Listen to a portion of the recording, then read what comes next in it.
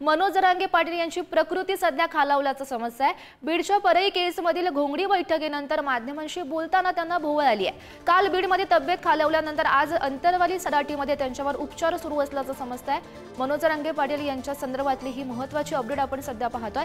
आज त्यांची प्रकृती खालावलेली आहे। खरं तर त्यांच्याकडून घोंगडी बैठकांचा सिलसिला सुरू आहे। बीडच्या परई केसमध्ये त्यांची बैठक झालेली होती आणि त्यानंतर ते माध्यमांशी संवाद साधत होते आणि त्यावेळी त्यांना भोवळ आली आणि सध्या त्यांच्यावर उपचार सुरू असल्याचं समजतंय आणि या संदर्भातली ही दृश्य अंतरवाली सराटीमध्ये त्यांच्यावर सध्या उपचार सुरू आहे।